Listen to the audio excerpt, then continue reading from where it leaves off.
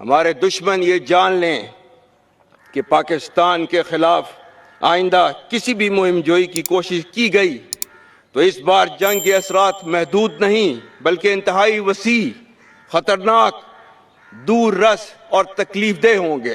جوانوں نے اپنی روایت کے عین مطابق نہ صرف دشمن کی جارحیت کی کوششوں کو ناکام بنایا بلکہ اس کی دفاعی پوزیشنوں کو تباہ کر کے شدید نقصان پہنچایا اور شکست خوردہ دشمن کو سفید جھنڈے لہرانے پر مجبور کر دیا۔ دشمن کی ہرزہ صحرائی سے اس کی بکلاہٹ واضح تھی۔ ہندوستان کو اس جنگ کے نتیجے میں شدید جانی اور مالی نقصان اٹھانا پڑا، جس کی قیمت وہ آنے والے وقتوں تک چکاتا رہے گا۔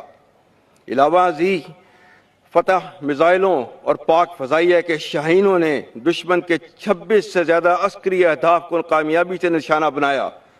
افواج پاکستان کی ان تمام بیان کردہ صلاحیتوں نے یہ ثابت کر دکھایا کہ ہم نے روندا ہے بیابانوں کو، صحراؤں کو۔ ہم جو بڑھتے ہیں تو بڑھتے ہی چلے جاتے ہیں۔ ہم سے واقف ہیں یہ دریا، یہ سمندر، یہ پہاڑ۔ ہم نئے رنگ سے تاریخ کو دہراتے ہیں۔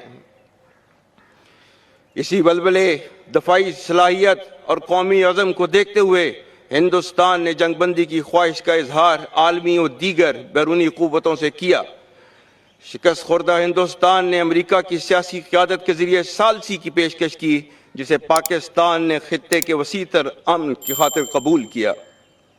معزز حاضرین، الحمدللہ آج پاکستان کا دفاع کسی بھی بیرونی جارحیت کے خلاف مکمل طور پر ناقابل تسخیر ہے۔